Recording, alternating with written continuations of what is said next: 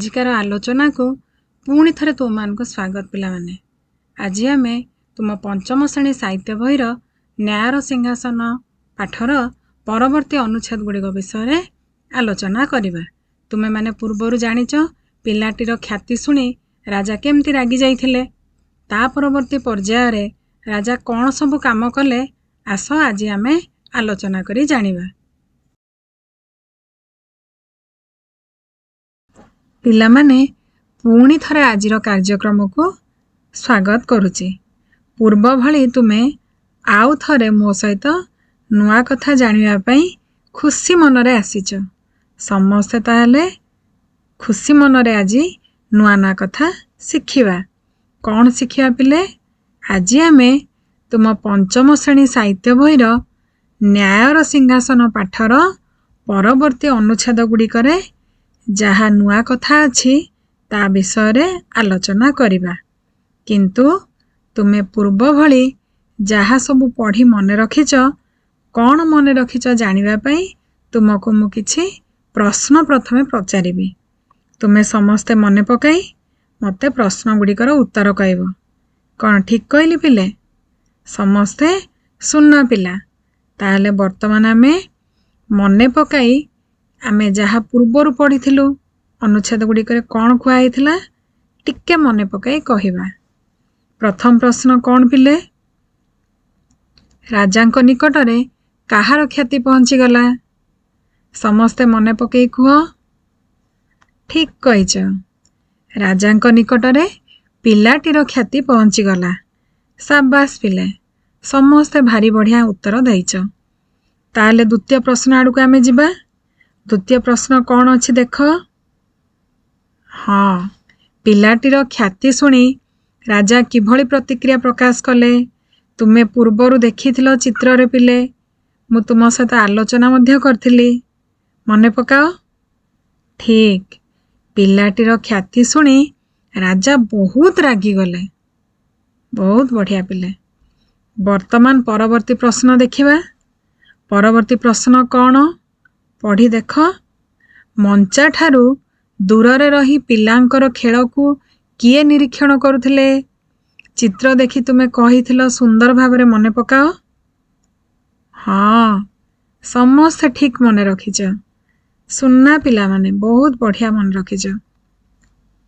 कौन ना मंचा ठारू दूररे रही पिलांकर खेल को राजा ओ तांकर पात्र मंत्री निरीक्षण करुथिले। शाबाश, धन्यवाद पिला माने। वर्तमान आमे शेष प्रश्न आड़ू को जिबा। राजा पिलाटीर केउ गुण को पसंद कले? परिशेष रे पात्र मंत्री जो थिले पाखेरे तांको कौन कहिथिले? हाँ, ठीक, राजा पिलाटीर बुद्धिमता और न्याय प्रदान शैली को पसंद कले। समस्ते सुनना पिला, बहुत बढ़िया मन रखिच एवं सुंदर भावरे उत्तर कहला। समस्त को पुणी थर धन्यवाद। वर्तमान कौन करिया पिले? आजिर नुआ कथा बुझिबा। समस्ते चित्र देखुच तो? चित्र रे किए किए अछंती कि? हाँ, राजा अछंती, तांकर जणे पात्र मंत्री अछंती एवं मंचारे जणे पिलाटे बसिबार चित्र आमे देखुचु। कौन कहउचंती पात्र मंत्री? राजा को कहिचंती, हजूर ए पिला तो नीति मंचारे बसुथुआ पिला नुहे। कौन कहले? राजा आश्चर्य हेले। नीति माने सबुदिने पिले, जो पिलाटी बसी मंचारे न्याय प्रदान करथला ये सेई पिला बोली नुहे बोली राजा को पात्र मंत्री कहिले। तापरे कौन हैला? राजा ताले विचार कले, चिंता कले, जदि जो पिला प्रत्येक दिन न्याय प्रदान करथला आज से नाही, आउ जणे पिला मध्य सेही परि भाबरे ठीक न्याय प्रदान करुची, निश्चित किछि थिबो। कौन थिबो? ना ए मंचार किछि चमत्कारिता थिबो बोली राजा कहिले तेबे यह तो बड़ा आश्चर्य कथा। जहा भी हेउ ए मंचा सिंहासनर निश्चय किछि चमत्कारिता अछि। मु एहाकु परीक्षा करिवे बोली राजा मने मने चिंता कले। तापरे कौन हेइथिबो बिले? हाँ, चित्र देख। ରାଜା କିଛି ଲୋକଙ୍କୁ ସେ ମଞ୍ଚା ତଳ ଖୋଳିବାକୁ ଆଦେଶ ଦେଇଛନ୍ତି। ମଞ୍ଚା ତଳ ଖୋଳିବାକୁ ଆଦେଶ କାହିଁକି ଦେଲେ? ନା ତାର ଚମତ୍କାରିତା ପରୀକ୍ଷା କରିବା ପାଇଁ। ରାଜା ତତ୍କ୍ଷଣାତ୍ ସେଇ ମଞ୍ଚା ତଳକୁ ଖୋଳିବାକୁ ଆଦେଶ ଦେଲେ ଏବଂ ଲୋକମାନେ ଖୋଳିବା କାମ ଦେଖ ଆରମ୍ଭ କରିଛନ୍ତି। ମଞ୍ଚା ଖୋଳି ସାରିଲା ପରେ କ'ଣ ହେଇଥିବ? ଭାବ, ଚିନ୍ତା କର, କ'ଣ ହେଇଥିବ ପିଲେ? ମଞ୍ଚା ଖୋଳି ସାରିବା ପରେ ଲୋକମାନେ ପରିଶ୍ରମ କରିଛନ୍ତି। ଚିତ୍ର ଦେଖୁଛ, ଝାଳ ବାହାରୁଛି। ରାଜା ଆଶ୍ଚର୍ଯ୍ୟ ହୋଇ ଗୋଟେ ଜିନିଷ ଦେଖୁଛନ୍ତି। କ'ଣ ପିଲେ? ନା ଖୋଳୁ ଖୋଳୁ ମଞ୍ଚା ତଳୁ ଏକ ସୁନ୍ଦର ଚନ୍ଦ୍ରକାନ୍ତ ପଥରରେ ତିଆରି ରତ୍ନ ଖଚିତ 32ଟି ପୁତଳିକା ଯୁକ୍ତ ସିଂହାସନ ଦେଖିବାକୁ ପାଇଲେ। ତାହେଲେ ଦେଖିଲ ପିଲେ, ମଞ୍ଚା ତଳେ କ'ଣ ଥିଲା? ନା ସୁନ୍ଦର ସିଂହାସନଟିଏ ଥିଲା। ରାଜା ମଧ୍ୟ ଆଶ୍ଚର୍ଯ୍ୟ ହୋଇଯାଇଛନ୍ତି। ତାପରେ କ'ଣ ହେଇଛି ପିଲେ? ନା ସେଇ ସିଂହାସନର 4ଟି ଗୋଡ଼ରେ 4 ଜଣ ଦେବଦୂତଙ୍କ ମୂର୍ତ୍ତି ଖୋଦେଇ ହୋଇ ସିଂହାସନର ଶୋଭାବର୍ଦ୍ଧନ କରୁଥିଲା। ଦେଖୁଛ, 4 ଜଣ ଦେବଙ୍କର ଦୂତ ମାନେ ଦେବତାଙ୍କର ଦୂତ, ଯିଏ ଖବର ଆଣି ଦିଅନ୍ତି। ତୁମ ଘରେ ଯେମିତି ଡାକବାଲା ଆଣି ଖବର ଦିଏ, 4 ଜଣ ଦେବଦୂତ ହାତ ଯୋଡ଼ି ଅଛନ୍ତି। ସେମାନେ ଏହି ସିଂହାସନର ଶୋଭାବର୍ଦ୍ଧନ କରୁଥିଲେ। ବର୍ତ୍ତମାନ ପିଲେ କ'ଣ ହେଲା ଆଜିର କଥା? ନା ଆମେ ଆଜି ଯାହା ଆଲୋଚନା କଲେ ତା ବିଷୟରେ ଆଉ ଥରେ ଆମେ ଦେଖିବା। କ'ଣ ହେଇଛି? ନା ଏହି ସମୟରେ ଜଣେ ପାରିଷଦ କହିଥିଲେ, ହଜୁର, ଏ ପିଲା ତ ନୀତି ମଞ୍ଚରେ ବସୁଥିବା ପିଲା ନୁହେଁ। କାରଣ କ'ଣ ହେଇଥିଲା? ନା ନୀତି ବସୁଥିବା ପିଲାଟିକୁ ଜ୍ୱର ହେଇଥିଲା। ପିଲାଟି ଜ୍ୱରରେ ଆକ୍ରାନ୍ତ ହୋଇଥିବା ଯୋଗୁଁ ତା ସ୍ଥାନରେ ଏ ପିଲା ମଞ୍ଚାସୀନ ହୋଇଛି। ରାଜା ତାହେଲେ ଆଶ୍ଚର୍ଯ୍ୟ ହେଇଗଲେ। ଆଶ୍ଚର୍ଯ୍ୟ ହେଇ କ'ଣ କହିଲେ? ନା ଯାହା ବି ହେଉ, ଏ ମଞ୍ଚା ସିଂହାସନର ନିଶ୍ଚୟ କିଛି ଚମତ୍କାରିତା ଅଛି, ମୁଁ ଆକୁ ପରୀକ୍ଷା କରିବି। ରାଜା କ'ଣ କଲେ? ସାଙ୍ଗେ ସାଙ୍ଗେ ତମେ ଚିତ୍ର ଦେଖିଥିଲ। ରାଜା ତତ୍କ୍ଷଣାତ୍ ମଞ୍ଚା ତଳକୁ ଖୋଳିବାକୁ ଆଦେଶ ଦେଲେ ଏବଂ ମଞ୍ଚା ତଳ ସିଂହାସନ ଖୋଳୁ ଖୋଳୁ ଦେଖିଲେ ଏକ ସୁନ୍ଦର ଚନ୍ଦ୍ରକାନ୍ତ ପଥରରେ ତିଆରି ରତ୍ନ ଖଚିତ, ରତ୍ନ ଦ୍ୱାରା ସୁସଜ୍ଜିତ 32ଟି ପୁତଳିକା ଯୁକ୍ତ ସିଂହାସନ ବାହାରିଲା। ସିଂହାସନର 4ଟି ଗୋଡ଼ରେ କ'ଣ ଥିଲା? ନା 4 ଜଣ ଦେବଦୂତ ହାତ ଯୋଡ଼ି ନମସ୍କାର କରିଥିଲେ ଏବଂ ସେହି ସିଂହାସନର ଶୋଭାବର୍ଦ୍ଧନ କରୁଥିଲେ। ତାହେଲେ ଏଇ ଅନୁଚ୍ଛେଦର ସାରମର୍ମ ପିଲେ ବୁଝିଲ। ତୁମେମାନେ ଏହାକୁ ଟିକେ ଆଉ ଥରେ ଭଲ ଭାବରେ ପଢ଼। ଏଇ ଅନୁଚ୍ଛେଦ ମଧ୍ୟରେ ଥିବା କିଛି ନୂତନ ଶବ୍ଦର ଅର୍ଥ ଯଦି ତମେ ବୁଝିପାରୁନାହ, ଆମେ ତାକୁ ଆଲୋଚନା କରିବା। ସମସ୍ତେ ଦେଖ, ଶବ୍ଦ ତୁମକୁ ନୂଆ ଲାଗୁଛି। ସାବାସ। ତାହେଲେ ଆମେ ବର୍ତ୍ତମାନ ନୂତନ ଶବ୍ଦର ଅର୍ଥ କିଛି ଆମେ ଜାଣିବା। କ'ଣ ଅଛି? ପ୍ରଥମ ଶବ୍ଦ ଲେଖିଛ ଆକ୍ରାନ୍ତ। ଆଚ୍ଛା, ଆକ୍ରାନ୍ତ କହିଲେ କ'ଣ?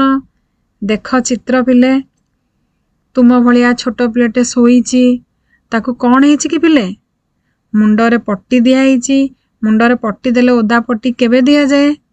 ନା ତୁମକୁ ଜ୍ୱର ହେଲେ ମା ବା ବାପା ବା ଘରର ବଡ଼ ଲୋକ କେହି ଓଦା ପଟି ଦେଇ ଜ୍ୱରକୁ କମାନ୍ତି। ତା ମାନେ କ'ଣ? ଆକ୍ରାନ୍ତ ମାନେ ଜ୍ୱରରେ ପୀଡ଼ିତ ହୋଇଛି ବା ପ୍ରଭାବିତ ହୋଇଛି। ବହୁତ ବଢ଼ିଆ। ପରବର୍ତ୍ତୀ ଶବ୍ଦ କ'ଣ ଅଛି ପିଲେ? ରତ୍ନ ଖଚିତ। ବହୁତ ସୁନ୍ଦର ଶବ୍ଦଟେ ବାଛିଛ। ରତ୍ନ ଖଚିତ। ଦେଖ ପିଲେ, ଚିତ୍ରରେ କ'ଣ ଦେଖୁଛ? ନାଲି, ନେଳି, ହଳଦିଆ ବିଭିନ୍ନ ରଙ୍ଗର ପଥର ଚିକ୍ ଚିକ୍ କରୁଛି। ଆଚ୍ଛା, ଏହା ପିଲେ ବିଭିନ୍ନ ମୂଲ୍ୟବାନ ପଥର। ତୁମେ ଦେଖିଥିବ ତୁମ ମା, ବାପା ବା ଆଉ କେହି ବନ୍ଧୁବାନ୍ଧବ ହାତରେ କିଛି ମୁଦିରେ ପଥର ତିଆରି ମୁଦି ପିନ୍ଧିଥାନ୍ତି। ସେଇଟା ହେଉଛି ରତ୍ନ ପଥର। ତା ମାନେ ଏହା ହେଉଛି ଏକ ମୂଲ୍ୟବାନ ପଥର ବା ରତ୍ନ ଦ୍ୱାରା ସୁସଜ୍ଜିତ, ରତ୍ନ ଖଚିତ। ପରବର୍ତ୍ତୀ ପ୍ରଶ୍ନ କ'ଣ? ତୁମ ମନରେ କ'ଣ ଶବ୍ଦ ଅଛି? ପୁତଳିକା। ଏଇଟା ସମସ୍ତେ ଜାଣିଛ। ଚିତ୍ର ଦେଖ, ତୁମର 2 ଜଣ କଣ୍ଢେଇ ସାଙ୍ଗ, ଗୋଟିଏ ପୁଅ କଣ୍ଢେଇ ସାଙ୍ଗ ଆଉ ଗୋଟିଏ ଝିଅ କଣ୍ଢେଇ ସାଙ୍ଗ। ତା ମାନେ ପୁତଳିକା ମାନେ କ'ଣ ପିଲେ? କଣ୍ଢେଇ। ବହୁତ ବଢ଼ିଆ। ସମସ୍ତେ ସୁନ୍ଦର ଭାବରେ ଉତ୍ତର ଦେଲ। ବର୍ତ୍ତମାନ ଦେଖ ମଞ୍ଚାସୀନ ଲେଖିଛ। ମଞ୍ଚାସୀନ କ'ଣ ସମସ୍ତେ ଦେଖିଛ? ନା ମଞ୍ଚରେ ପିଲାଟି ବସିଛି। ତା ମାନେ ମଞ୍ଚରେ ବସିବା ମଞ୍ଚାସୀନ। ସାବାସ୍, ସମସ୍ତେ ସବୁ ଶବ୍ଦର ଅର୍ଥ ଠିକ ଭାବରେ ବୁଝିଲ ଏବଂ କହିପାରିଲ। ବର୍ତ୍ତମାନ କାମ ହେଲା ପିଲେ, ତୁମେ ଆଜି ଯାହା ସବୁ ପଢ଼ିଛ ମୋତେ ଚିନ୍ତା କରି ପ୍ରଶ୍ନ ଗୁଡ଼ିକର ଉତ୍ତର ଠିକ ଭାବରେ କହିବ।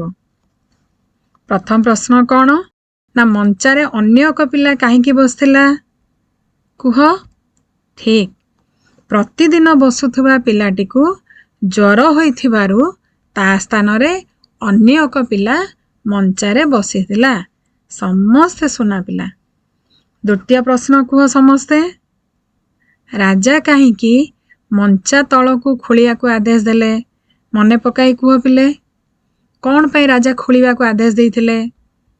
ଠିକ କହିଛ, ମଞ୍ଚା ସିଂହାସନର ଚମତ୍କାରିତାକୁ ପରୀକ୍ଷା କରିବା ପାଇଁ ରାଜା ମଞ୍ଚା ତଳକୁ ଖୋଳିବାକୁ ଆଦେଶ ଦେଲେ। ଭାରି ବଢ଼ିଆ ପିଲେ, ସମସ୍ତେ ଠିକ ଠିକ ଉତ୍ତର ଦଉଛ। ଏବେ ଗୋଟିଏ ନୂଆ ପ୍ରଶ୍ନ ଦେଖୁଛ ନା?